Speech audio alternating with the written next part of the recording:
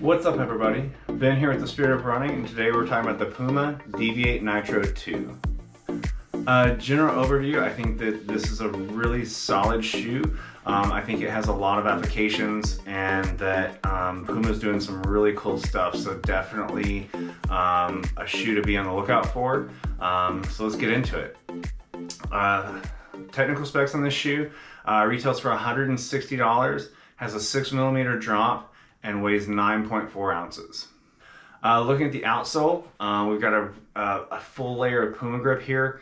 I think Puma Grip might be some of the best rubber on the market right now for just about anything. Moving through any conditions, I think that you're going to have really great traction. If we're doing a mix of on and off-road stuff, but we don't want to look at going to a full trail shoe, definitely check this shoe out. Again, that Puma Grip is going to take care of you, I think, through multiple conditions. Moving through the midsole, we've got this really great Nitro Elite foam. It felt really just soft and springy, and then it's aided with that plate. This is a plated shoe, but I think it's a plated shoe that similar to like the Endorphin Speed or the SC Trainer, we can look at this shoe as a daily training shoe. I think that it's the plate is not so rigid that it's going to cause any like Achilles or calf issues if we're using it as a daily trainer. That being said, if you do have a tendency towards some of those plantar fascia issues or the calf Achilles strains, we might look at the Forever Run, which is the non-plated Puma shoe. Comes with the same grip, same nitrogen midsole, but it doesn't have that plate, so it's a little more forgiving if you have that injury history. Moving into the upper, I didn't really have any issues here. They do use what they call power tape to provide a little extra structure within the shoe without without a lot of weight penalty.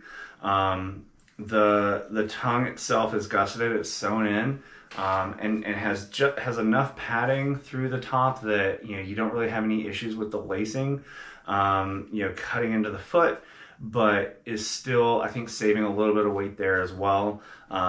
Really nice padding around the heel, and I felt like it had a really good, comfortable fit overall. One thing that I would recommend is going up a half size in this shoe. Normally I wear a 10, I got a 10.5 in this shoe, and it fits, pretty true to a size 10. So definitely keep that in mind. That could be a combination of the upper and the overall mold of the shoe. I don't think that it runs particularly shallow, so I think that it's just a shoe that runs on the short side. Runners and walkers, I think that this is a solid shoe with multiple applications. And what I mean by that is that it's a really fun shoe just to put some daily miles in, but I didn't have an issue when I wanted to pick up the pace and kind of push myself. The plate in there gives you a really responsive push off, but the nitrogen midsole kind of balances that plate really well. So I think overall, what we're getting is a shoe that can kind of do a lot of things well. It's not necessarily going to be a shoe that I'm going to pick up to race in, because it is in that 9.5 ounce category.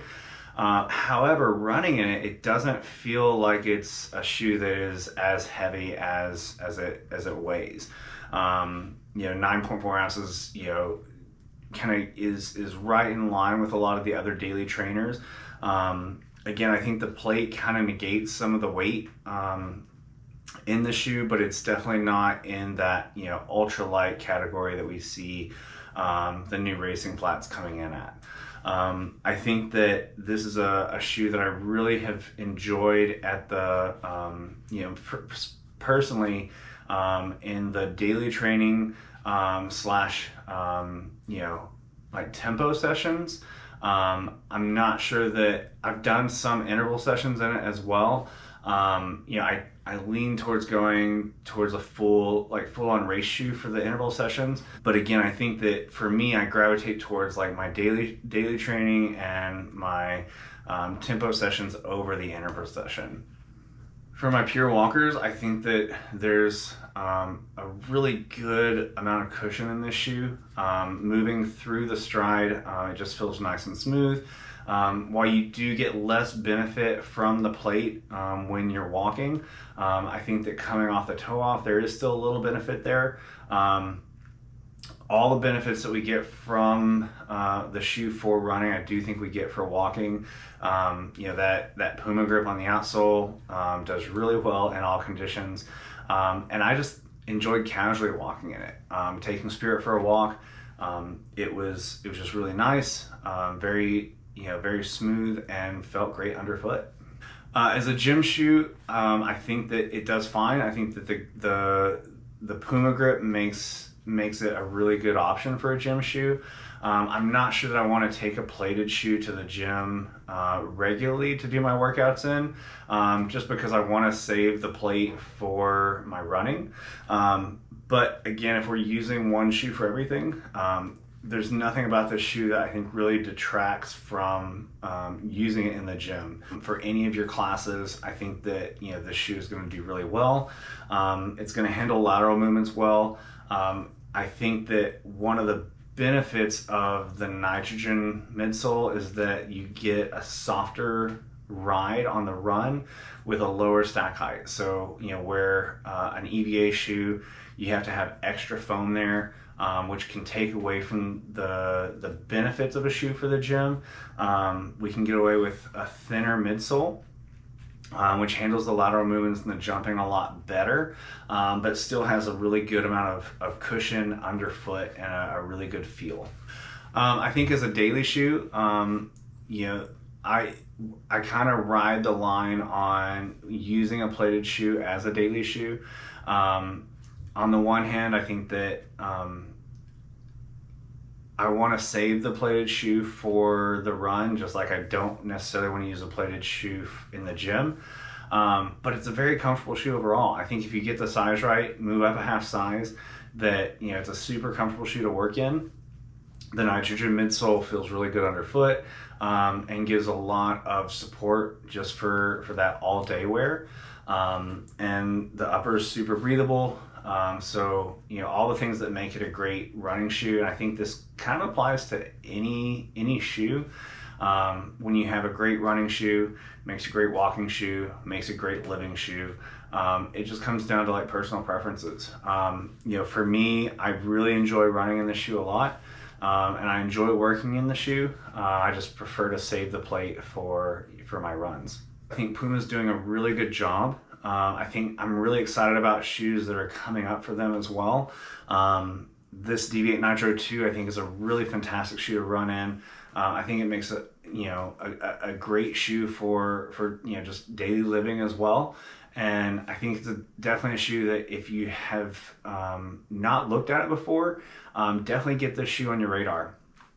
I think that you know, Puma is not known specifically for their running shoes, but they're going to be. So, you know, get in early, go get a pair on your feet, you know, see how they feel, walk around, get some strides in, and, you know, let me know what you think. If you have any questions, drop those in the comments section. If the video was helpful, please hit that like button and definitely hit the subscribe button so you don't miss out on any future content. It also helps the channel out and helps other people find us. Hope you have a good one, and we'll see you out there. Thanks.